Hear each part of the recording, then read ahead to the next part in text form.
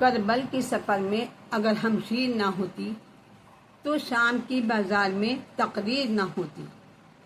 زینب ہی کی صدقے سے ہے باقی اسلام، ورنہ کوئی اسلام کی توقیر نہ ہوتی۔ اعوذ باللہ السمیع العلیم من الشیطان الرجیم، بسم اللہ الرحمن الرحیم۔ الصلاۃ والسلام علی سید الانبیاء والمرسلین، سیدنا و نبینا و شفیعنا ابوالقاسم محمد وآلہ الطیبین الطاہرین المعصومین المظلومین۔ اما بعد فقد قال اللہ تعالی فی کتابہ المبین وہو اصدق القائلین، ان الذین آمنوا وعملوا الصالحات اولئک ھم خیر البریہ۔ یقیناً جو لوگ ایمان لائے اور انہوں نے نیک کام کیے، ساری مخلوقات سے بہتر وہی لوگ ہیں۔ یہ آیت آل محمد کے بارے میں نازل ہوئی ہے۔ جناب جابر بن عبداللہ انصاری سے منقول ہے کہ ہم خدمت رسول خدا میں حاضر تھے کہ علی ابن ابی طالب تشریف لائے۔ آن حضرت نے فرمایا، اب تو تمہارے پاس میرا بھائی آ گیا ہے۔ پھر کعبے کی طرف توجہ فرمائی اور اس پر اپنا ہاتھ مار کر ارشاد فرمایا، اس کی قسم جس کے قبضہ قدرت میں میری جان ہے، یہ اور اس کے شیعہ قیامت کے دن ضرور کامیاب ہوں گے۔ پھر اس کے بعد فرمایا، مجھ پر سب سے پہلے ایمان لانے والا اور اللہ کے عہد کا سب سے بہتر پورا کرنے والا، مال غنیمت کا ٹھیک ٹھیک تقسیم کرنے والا اور اللہ کے نزدیک فضیلت میں سب سے بڑا ہوا علی ابن ابی طالب ہے۔ آپ نے یہ فرمایا اور آیت نازل ہوئی، خیر البریہ۔ اصحاب رسول خدا جب علی آتے تھے تو کہتے تھے خیر البریہ آ گئے۔ رسول اللہ نے علی سے مخاطب ہو کر فرمایا، علی واللہ اس آیت میں تمہیں مراد لے گئے ہیں، اور تمہارے شیعہ تمہاری اور ان کی وعدہ گاہ حوض کوثر ہے۔ تم کل اس شان سے آؤ گے کہ تمہارے سروں پر تاج ہوں گے، چہرے اور پیشانیاں نورانی ہوں گی۔ اللہ اکبر۔ جناب امیر المومنین علیہ السلام نے اپنے شیعوں میں سے ایک شخص سے ارشاد فرمایا، وہ لوگ جن سے اللہ راضی ہو گیا تم ہو، اور تمہیں خدا تعالیٰ کے قضاء و قدر پر راضی ہو۔ فرشتے امور خیر میں تمہارے بھائی ہیں، جب تم کوشش کرتے ہو تو وہ دعا مانگتے ہیں، اور جب تم غافل ہو جاتے ہو تو وہ کوشش کرتے ہیں۔ خیر البریہ تم ہو، تمہارے گھر بھی تمہارے لیے جنت ہیں، اور تمہاری قبریں بھی تمہارے لیے جنت ہیں، قبریں بھی جنت ہیں۔ جنت تمہارے لیے پیدا کی گئی ہے، اور جنت ہی میں تمہارا ساز و سامان ہے، اور جنت کی طرف تم چلے جا رہے ہو۔ الشجرہ تو محمد والے محمد کے علم کا درخت مراد ہے۔ الشجرہ تو محمد والے محمد کے علم کا درخت مراد ہے، جو انہیں حضرات کے لیے مخصوص تھا۔ یہ جنت کے اور درختوں سے اس لیے ممتاز ہے کہ اس میں گیہوں، انجیر اور عناب اور ہر قسم کے طعام اور میوے لگتے ہیں۔ اسی وجہ سے اس درخت کا ذکر کیا گیا ہے، تو کسی نے گیہوں مراد لیا، تو کسی نے عناب، اور کسی نے انجیر، تو کسی نے انگور مراد لیا۔ حضرت آدم علیہ السلام سے فی الحقیقت کوئی گناہ منافی عصمت سرزد نہیں ہوا، کیونکہ اللہ نے ان سے فرمایا تھا کہ اس درخت میں سے یا جو ان کے جنس کے ہیں کچھ مت کھانا۔ بس حضرت آدم اس درخت کے پاس ہرگز نہیں گئے، اور وسوسہ شیطانی سے اگر کچھ کھایا تو وہ اسی جنس کے ایک اور درخت سے کھایا، لہٰذا کوئی گناہ سرزد نہیں ہوا، اور جب بحالت سیام مسکین، یتیم اور اسیر کو اہل بیت رسالت نے کھانا کھلایا تو اس درخت سے محمد، علی، فاطمہ، حسن، حسین علیہ السلام کو اللہ نے تحفہ بھیجا۔ پر جب آدم حوا نے اس درخت کے پھل کھا لیے تو لباس جنت اتر گیا، وہ برہنہ ہو گئے اور حکم ہوا کہ نیچے جاؤ، تم ہمیشہ ایک دوسرے کے دشمن رہو گے، اور تمہاری جائے قرار زمین ہے، اور وہی تمہارے لیے سرمایہ حیات۔ آدم علیہ السلام کو اپنے رب کی طرف سے کچھ کلمات دیے گئے تھے جن سے ان کی توبہ قبول ہوئی ہے۔ انہ هو التواب الرحیم، بے شک وہ بڑا توبہ قبول کرنے والا ہے۔ اور وہ کلمات کیا تھے؟ وہ کلمات یہ تھے کہ محمد و علی و فاطمہ والحسن والحسین والطیبین من اہلہم لما تفضلت بقبول توبتی و غفران ذلتی و اعادتی من کرامتک الی مرتبتی۔ مطلب ترجمہ ہے اس کا، اے اللہ، محمد، علی، فاطمہ اور حسن اور حسین اور ان کی آل میں جو معصوم ہیں ان کے مرتبے کے لحاظ سے میری توبہ قبول فرما۔ یہ حضرت آدم کے الفاظ تھے۔ میری لرزش کو معاف کر اور اپنی بزرگی کو کام فرما کے مجھے رتبہ پر بحال کر دے۔ بس یہ دعا آدم علیہ السلام کی قبول ہوئی اور آپ اولو العزم پیغمبر بنے، اور آپ کو حوا بھی مل گئی، اور نسل انسانی آپ کی ذات سے چلی۔ محمد والے محمد علیہ السلام وہ عظیم ہستیاں میں جن کے لیے ارشاد قدرت ہے کہ لولاک لما خلقت افلاکا، اگر میں ان کو پیدا نہ کرتا تو اخلاق ہی کو پیدا نہ کرتا۔ یہ وہ ہستیاں ہیں جن کو خدا دوست رکھتا ہے اور جن کو خدا دوست رکھے، ان کے مرتبے کا کیا ٹھکانہ ہے۔ حضرت موسیٰ علیہ السلام نے بارگاہ رب العزت میں التجا کی کہ اے خالق، میں تیرا جمال دیکھنا چاہتا ہوں۔ حکم ہوا، موسیٰ تم نہ دیکھ سکو گے، لیکن موسیٰ کی خواہش یہی رہی کہ جلوہ الہی دیکھوں۔ ارشاد قدرت ہوا کہ اچھا، اپنی قوم میں سے ایسے لوگ چن کر لاؤ جن کا دین بالکل پکا ہو اور جو تمہارے ساتھ تمہاری خواہش میں شریک بھی ہو سکے۔ موسیٰ علیہ السلام نے اپنی قوم میں سے کچھ لوگوں کو چنا جو بہت دیندار اور موسیٰ کے محب تھے، موسیٰ کو چاہنے والے تھے۔ ان کی تعداد جو تھی وہ 40 تھی، اور ان کو لے کر کوہ طور پر موسیٰ علیہ السلام چلے گئے۔ اللہ سے پھر عرض کی، اللہ نے کہا تیار ہو جاؤ، اس درخت کی طرف دیکھو۔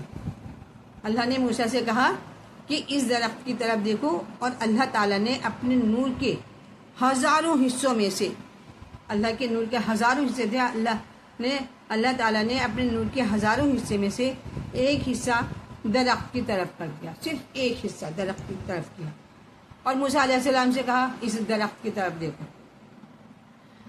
اس نور کی چھوٹ ایسی تھی کہ موسیٰ اس تجلی کو نہ دیکھ سکے اور بے ہوش ہو گئے، اور ساتھ والے بھی مر گئے، جو ان کے ساتھ تھے، جو 40 آدمی ان کے ساتھ گئے تھے وہ مر گئے، اور موسیٰ علیہ السلام بے ہوش ہو گئے۔ وہ ان کی تجلی روشنی نہ دیکھ سکے، ان کے نور نہ دیکھ سکے۔ جب موسیٰ کے حواس صحیح ہوئے تو بارگاہ رب العزت میں عرض کی، پالنے والے، بے شک تو اس سے بہت زیادہ بلند ہے کہ تجھے دیکھا جا سکے، یہ ممکن نہیں، مگر میرے مالک، یہ جو میرے ساتھی مر گئے ان کا کیا ہوگا؟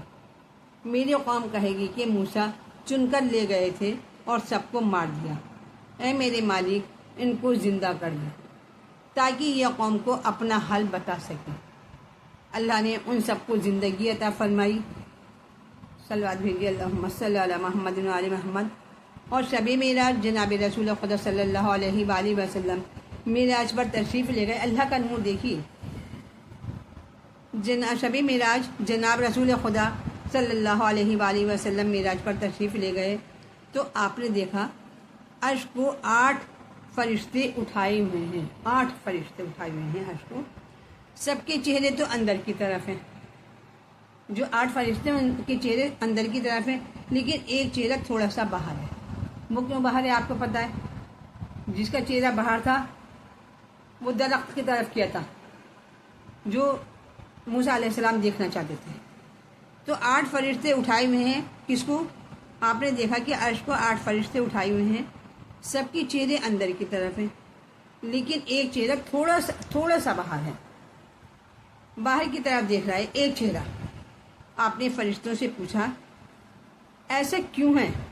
تو فرشتوں نے عرض کیا جب موسیٰ علیہ السلام نے جلوہ خدا بندی دیکھنے کی خواہش کی تو اللہ نے اس فرشتے سے کہا ذرا سا اپنا رخ کوہ طور کی طرف کر دیں تاکہ موسیٰ دیکھ سکیں۔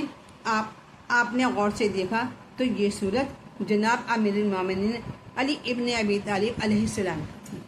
اللہ اکبر، جناب ابن ابی طالب کی صورت تھی یہ۔ انہوں نے تھوڑا سا ہی چہرہ ادھر کی طرف کیا تھا، درخت کی طرف۔ تو آپ دیکھ سکتے ہیں کہ کیا ان کا مقام ہے۔ علی ابن ابی طالب وہ ہستی ہیں جن کو اللہ نے وجہ اللہ کہا، خدا اور رسول کا حکم ماننے والے محبوب ترین ہیں۔ کون؟ حضرت علی علیہ السلام، امیر المومنین علیہ السلام۔ خدا بند عالم، خدا بند تعالیٰ نے جن ہستیوں کو چنا اپنی کتاب کی وراثت کے لیے اور خدمت خلق کے لیے، وہ کون ہیں؟ وہ ہیں علی اور اولاد علی۔ اور پیغمبر نے وقت آخر امت سے فرمایا کہ میں تمہارے درمیان 2 گراں قدر چھوڑے جا رہا ہوں جو ایک دوسرے سے کبھی جدا نہ ہوں، اور یہ ہیں قرآن پاک اور میری اطرت۔ ان کا میں نے بار بار ذکر کیا ہے، آپ ان کو دھیان سے سنیے گا۔ ایک قرآن پاک اور میری اطرت، ان کا دامن نہ چھوڑنا، تاکہ ان کا دامن نہ چھوڑنا ورنہ بکھر جاؤ گے۔ ان کو مضبوطی سے پکڑ کے رہنا یہاں تک کہ حوض کوثر پر میرے پاس آؤ۔ اللہ جس نے ان سے تولا رکھا، کن سے؟ رسول سے اور اہل بیت سے۔ جس نے ان سے تولا رکھا وہ دین اور دنیا دونوں میں خوش رہا، اور اس کا ٹھکانہ جنت ہے۔ جنت، اس کی خوشی پر خوش ہونا اور ان کے غم میں شریک ہونا مومن کا فرض ہے، جو لوگ فرض نہیں نبھاتے ہیں۔ یہ ماہ اعزا ہے، اس میں علی کا محب حسین کا غم منایا جاتا ہے۔ اس میں جو علی کے چاہنے والے ہیں، حسین کے چاہنے والے ہیں، وہی غم مناتے ہیں۔ وہ حسین جس نے جانوں کی قربانی دے کر اللہ کا دین بچایا، اپنا دین نہیں اللہ کا دین بچایا، جس نے اپنا سب کچھ لٹا دیا مگر حق کو حق منوا کر چھوڑا، جس نے بہنوں کے سروں کی چادریں دے کر اسلام کا علم بلند کیا۔ امام جعفر صادق علیہ السلام فرماتے ہیں کہ جو مومن روتا ہے، کس پر روتا ہے؟ مصیبت پر امام حسین کی۔ اس نے احسان اور نیکی کی جناب رسول خدا جناب فاطمہ زہرا کے ساتھ، اور روز قیامت ہر چشم گریاں ہوں گی، ہر چشم روئے گی روز قیامت کے دن، مگر وہ چشم جو روتی تھی غم حسین میں، غم میں نور چشم رسول کے روشن اور خندان ہوں گی، وہی آنکھ خوش ہوگی قیامت کے دن، اور صاحب اس چشم کو اس آنکھ کا داخل بہشت ہوگا۔ وہ آنکھ بہشت میں داخل ہوگی، وہ انسان بہشت میں داخل ہوگا جو غم حسین پر رویا۔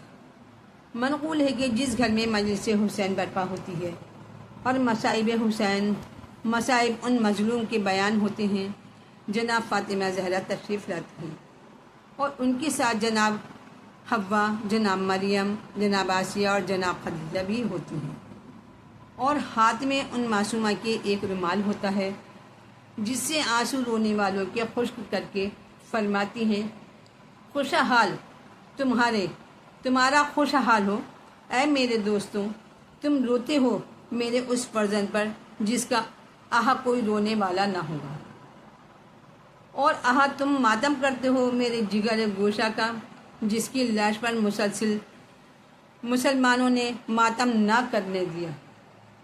میں رونے پیٹنے میں تمہاری شریک ہوں اور روز قیامت اللہ سے تمہاری شفاعت کروں گی۔ اس کے بعد میں آپ کو ایک روایت بتاتی ہوں کہ ارشاد بروایت ابو الحشام لکھتے ہیں، ابو الحشام کہتے ہیں کہ میں خدمت امام علی نقی علیہ السلام میں حاضر تھا۔ میں نے دیکھا کہ ایک شخص ایک لڑکی کو ساتھ لیے خدمت امام میں حاضر ہوا۔ میں نے پوچھا، اے فرزند رسول یہ کون ہے؟ فرمایا ان سے پوچھ لے۔ میں نے پوچھا تو اس نے بتایا، میں قم کا رہنے والا ہوں، 20 سال تک اہل بیت کی محبت میرے دل میں نہ تھی۔ فساد عقیدے کی وجہ سے ہمسائے اور اہل شہر مجھ پر طعن کرتے تھے۔ آخر تنگ آ کر میں نے سفر خراساں اختیار کیا۔ جب اتنا قریب آ گیا کہ گنبد امام رضا علیہ السلام نظر آنے لگا تو میں نے دیکھا کہ ایک شیر جو نر تھا، ایک شیر نر سامنے آیا اور چاہا کہ مجھے ہلاک کر دے۔ یہ بالکل سچا واقعہ ہے، مجھے ہلاک کر دے۔ ایک شیر ایسا سامنے آیا کہ مجھے ہلاک کر دے۔ میں بہت گھبرایا اور پریشان تھا کہ کدھر جاؤں، کیا کروں، کہاں پناہ لوں اور کیوں کر نجات پاؤں۔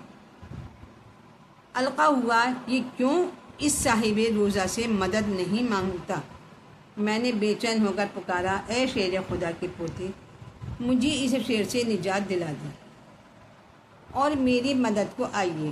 میں نے دیکھا کہ خراساں کی طرف سے ایک نورانی شکل بزرگ نمایاں ہوئے اور ان کو دیکھ کر وہ شیر ایسا ہو گیا جیسے کہ پالتو جانور ہو گئے اور ان کے روب دبدبے سے سر نہ اٹھا سکا۔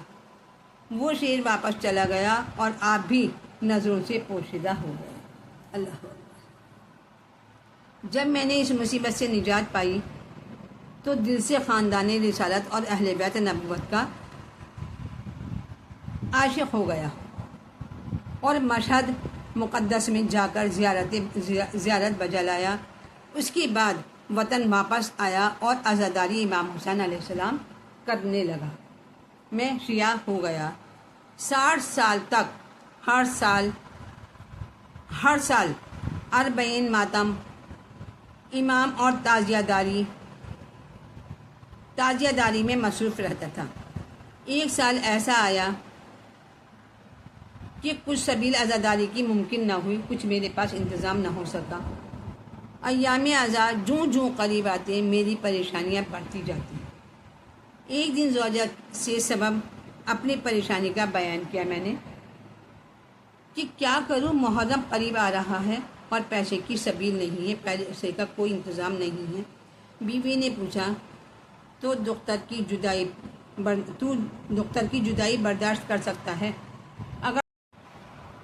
ماں بولی، اگر تجھے منظور ہو تو اس بیٹی کو لے جا اور نام حسین پر بیچ کر سامان عزاداری مہیا کر لیا۔ مجھے منظور سنتے ہی میں اٹھا اور میں نے بیٹی کو ساتھ لے جا کر بیچ دیا اور ایک ملازم شاہی کے ہاتھ جو بہت معصوم تھا اس کے ہاتھ بیچ دیا۔ 100 دینار میں بیٹی کو بیچ دیا۔ آدھی رات آدھی رات کو قیمت لے کر گھر پہنچا۔ اسی شب محرم کا چاند بھی نظر آ گیا۔ روٹی تقسیم کرنے کے لیے آٹا تو لے آیا تھا، مگر خمیر کرنا اور روٹی پکانا ممکن نہ ہوا، اتنا تھک چکا تھا۔ رات زیادہ ہو گئی تھی، سو گیا۔ دیکھا 2 بزرگوار نورانی صورت تشریف لائیں، آٹا خمیر کیا، روٹی پکائیں اور چلے گئے۔ صبح بیدار ہوا۔ جب صبح دن نکلا تو گھر کو معطر پایا۔ گھر جو تھا وہ خوشبو میں مہک رہا تھا، اور سب سامان اعظم مہیا دیکھا جب حسب دستور مومنین مجلس میں جمع ہونے لگے۔ ناگاہ شہر کا حاکم، میں اپنے عزیز و اقارب اور ملازم کے جس نے میری بیٹی کو خریدا تھا، میری بیٹی کو لیے ہوئے سامنے آیا اور مجھ سے کہا، آج شب میں نے عالم رویا میں دیکھا کہ ایک معظمہ نورانی ایک تخت نور پر میں حوران میرے گھر تشریف لائی ہیں، اور جس مقام پر تیری بیٹی سوتی تھی وہاں گئیں، اور فرمایا، بیٹی خوش نصیب تیرا اور خوشا نصیب تیرے ماں باپ کا جنہوں نے تجھے میرے بیٹے کی عزاداری کے لیے بھیج دیا۔ میرا بابا رسول خدا اور میرے شوہر علی مرتضیٰ تیرے گھر سامان عزاداری کرنے گئے ہیں، اور میں تجھے دیکھنے یہاں آئی ہوں۔ اور پھر وہ معظمہ مجھ سے مخاطب ہوئی، ارشاد فرمایا، اس کو بہت آرام سے شب بھر رکھو، اور صبح بہت عزت و حرمت کے ساتھ اس کو اس کے گھر پہنچا دیا۔ میں اس کمرے میں گیا جہاں بچی سوتی تھی، میں نے اس کو جاگتے پایا، میرا گھر نور سے معمور اور معطر ہو گیا تھا۔ اس بچی نے بھی مثل میرے اپنا خواب جیسے میں نے بیان کیا تھا ایسے ہی اس نے بھی بیان کیا۔ میں نے کہا، اے شخص، مجھے اپنا دین تعلیم کرو اور اپنی بیٹی کو لے جاؤ۔ اے ابوالحشام، چونکہ اس کو جناب سیدہ نے اپنی بیٹی کہا ہے، یہ کیوں کر میری کنیز میں رہ سکتی ہے؟ ارے عزاداروں، جناب زینب و کلثوم تو بیٹیاں ہیں جناب سیدہ کی، اور 9 بیویاں ہیں رسول خدا کی۔ اشقیائے امت نے ان کو شام عاشورہ قیدی بنایا اور سب سیدانیوں کے سروں سے چادریں چھین لی۔ پیاسے اور یتیم بچوں پر ایسا ظلم کیا کہ زمین کانپنے لگی، فلک لرزا۔ ہم معصوم سکینہ کے کانوں سے کان چیر کر بندے اتار لیے۔ ارے عابد بیمار، ہمارے چوتھے امام کو حالت بیماری میں قید بنایا، خاردار طوق گلے میں ڈالا اور پیروں میں بھاری بیڑیاں پہنائی گئیں۔ افسوس ان پر کیا گزری ہوگی۔ ارے کوئی نہ تھا جو ان کی فریاد سنتا، اور نیزے جن سے لعین ان کو اذیت دیتے تھے اور نیزے جن سے لعین ان کو اذیت دیا کرتے تھے۔ ارے رات قتل گاہ میں بسر کی، 11 محرم کی صبح نمودار ہوئی، لعینوں نے اپنے کشتے کفن کیے، اور نبی کا نواسہ جلتی ریت پر بے کفن میں اصحاب و اعضا پڑا رہا۔ لباس لوٹ لے گئے، لیکن جب فارغ ہوئے تو شہیدوں کے سر نیزوں پر نصب کیے گئے، اور بے کجاوا اونٹ سیدانیوں کے لیے لے کر آئے۔ اور جب لعینوں نے سوار کرنا چاہا تو زینب آگے بڑھیں اور فرمایا، اے لعین، ہم سادات ہیں، ہمیں ہاتھ نہ لگانا۔ اور آپ بیویوں کو اونٹوں پر آپ نے بٹھایا۔ لعین یہ قافلہ قتل گاہ سے لے کر گزرے۔ جب بیویوں کی نظر پڑی، اونٹوں سے گر پڑیں، شہیدوں کے لاشوں پر بین کرنے لگیں۔ ارے کوہرام برپا تھا کہ جناب زینب فرماتی ہیں، بھیا، ارے تم جلتی ریت پر پڑے ہو اور یہ مجبور بہن اسیر ہو کر جا رہی ہے، بس چادر بھی نہیں ہے جو لاشیں پر اڑا دوں۔ آؤ کون لاشوں کو دفن کرے، کون لاشوں کو دفن کرے۔ جب لعینوں نے بیویوں کو ماتم کرتے دیکھا تو سب کے ہاتھ پسے گردن باندھ دیے اور نیزے چبھا کر اذیت دینے لگا۔ اب ننھے بچوں کو کیسے سنبھالیں؟ جب لعین اونٹ دوڑاتا تھا تو بچے ماؤں کی گود سے گر جاتے تھے اور پچھلے اونٹ ان کو کچل کر نکل جاتے تھے۔ مائیں فریاد کرتی تھیں، مگر کوئی سننے والا نہ تھا۔ ہائے افسوس، یہ لٹا ہوا قافلہ کوفے کی سرحد میں داخل ہوا اور جناب زینب و کلثوم کا حال غیر تھا۔ آہا، یہ وہی کوفہ تھا جہاں کی یہ سیدانیاں، یہ بیویاں شہزادی تھیں۔ شہر کی آئینہ بندی ہوئی، بازار سجائے گئے تو فاطمہ کو تو قافلہ روک دیا۔ کوٹھے پر عورتیں تماشائی ہیں، اپنے بچوں پر سے صدقہ اتار کر پھینک رہی ہیں۔ مائیں بچوں سے چھین کر کہتی ہیں، اے کوفہ والو، ہم سادات ہیں، ہم پر صدقہ۔ مائیں بچوں سے چھین کر کہتی ہیں، اے کوفہ والو، ہم سادات ہیں، ہم پر صدقہ حرام ہے۔ لیکن جب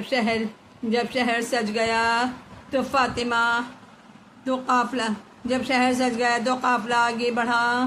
جناب زینب نے کہا، بیٹا سجاد، ارے میں اس حال میں کوفہ نہ جاؤں گی، ہمیں چادریں دیں یا ہماری سواریاں یہیں روک دیں۔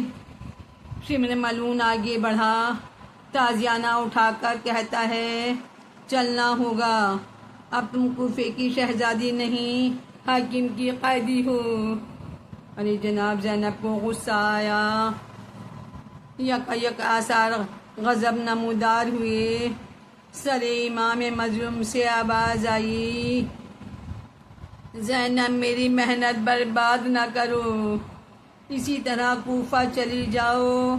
ارے بہن، غصہ روک لو اور صبر کرو، خدا تمہاری مدد کرے گا۔ بس جب یہ لٹا ہوا قافلہ دروازہ شہر پر آیا تو آواز آئی، السلام علیکم یا بنت امیر المومنین۔ جناب زینب نے سر اٹھا کر دیکھا، ایسے وقت میں کون ہے جو مجھ کو سلام کر رہا ہے؟ ہائے کیا دیکھا، درِ کوفہ پر مسلم مظلوم کا سر لٹک رہا ہے، اونٹ سے گر پڑی۔ اے میرے بے کفن بے وطن بھائی، ارے زینب تم پر قربان ہو جائے۔ جناب سید سجاد نے بی بی کو اونٹ پر بٹھایا اور فرمایا، ارے بڑی مصیبت کی گھڑی ہے، صبر فرمائیے۔ جب قافلہ شہر کوفہ میں آ گیا اور تماشائیوں کا ہجوم بہت زیادہ تھا، عورتیں تماشا دیکھنے بازاروں میں بھی تھیں اور چھتوں پر بھی، تو ایک بی بی ایک گھر میں داخل ہوئی اور گھر والی سے کہا، ذرا باہر دیکھ کیسا ہجوم ہے، فتح کے طبل بج رہے ہیں اور اونٹوں پر سربرہنہ عورتیں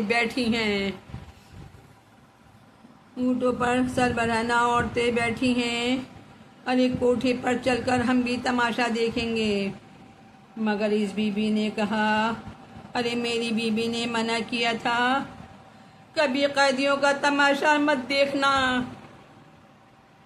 ارے وہ کہتی ہیں کہ اچھا تیرے شوہر سفر میں ہیں، کچھ کھانا اور چادریں لے جاؤ اور اسیروں کو دے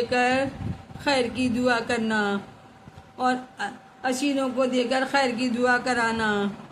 بس وہ مومنہ جلدی سے کچھ چادریں اور خرمے اور پانی لے کر گھر سے نکلی کہ ایک اونٹ کے پاس گئی جو سب سے آگے تھا۔ دیکھا، ارے ایک بی بی ننگے سر پاؤں، بالوں سے منہ چھپائے ہے، ایک بچی کو آغوش میں لیے بیٹھی ہے۔ بچی کے کان زخمی ہیں اور کرتا پھٹ رہا ہے، آنکھوں سے آنسو جاری ہیں۔ ہم شکل بمشکل اونٹ سے قریب ہوئیں اور روک کر کہا، ارے بی بی، یہ چادریں اور کھانا پانی لے لو اور بچی کو کھانا کھلاؤ۔ بس بی بی، میں نے ایسے قیدی آج تک نہیں دیکھے کہ جن کے سر پر چادر نہ ہوں، جن کے سر پر ردا نہ ہوں۔ بہت مصیبت زدہ معلوم ہوتے ہیں۔ ارے میرا شوہر پردیس گیا ہے۔ بی بی اس یتیمہ سے کہو میرے لیے 3 دعائیں کر دے۔ جناب سکینہ سے یہ عورت 3 دعائیں کروانے لگیں۔ جناب زینب کا دل بیٹھنے لگا اور فرمایا بتا کیا دعائیں ہیں؟ اگر خلاف شرع نہ ہوئیں تو میری بچی دعا کرے گی اور اللہ قبول فرمائے گا۔ بس مومنہ نے کہا پہلی دعا یہ ہے ارے میرا شوہر خیریت سے گھر آئے اور میرے بچے اس طرح یتیم نہ ہوں جیسے یہ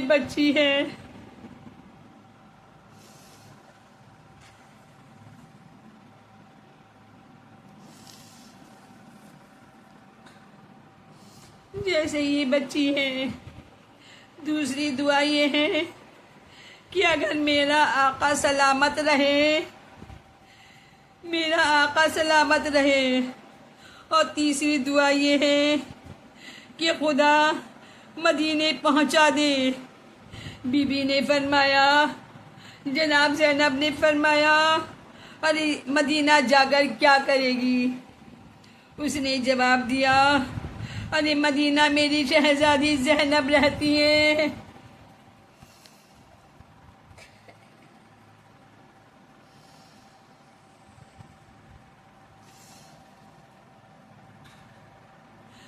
مدینے میں میری شہزادی زینب رہتی ہیں، ان کی زیارت کروں گی۔ بس آپ نے کہا ارے اتنے دن بعد تو زینب کو پہچان لے گی۔ اس نے کہا وہ میری شہزادی عالم کی خوززادی ہیں، بنت علی فاطمہ ہیں، ان کو کیسے بھول سکتی ہوں۔ بس یہ سننا تھا کہ بی بی نے چہرے پر سے بال ہٹائے اور رو کر کہا ام حبیبہ انا زینب، میں ہی زینب ہوں۔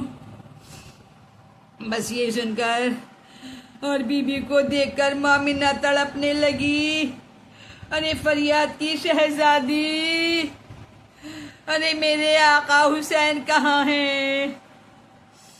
عباس کہاں ہیں؟ علی اکبر کہاں ہیں؟ بی بی نے رو کر کہا اے ام حبیبہ، میرا بھائی حسین میدان کربلا میں شہید ہو گیا۔ دیکھ وہ نیزے پر شہیدوں کے سر ہیں۔ عباس شہید ہوئے، علی اکبر نے کلیجے پر برچھی کھائی، بانوں کا شیر خوار ارے تیرے ستم سے شہید ہوا۔ ام حبیبہ نیزے کے تلے گئی اور دیکھا آقا آپ کا سر بریدہ کہاں ہے؟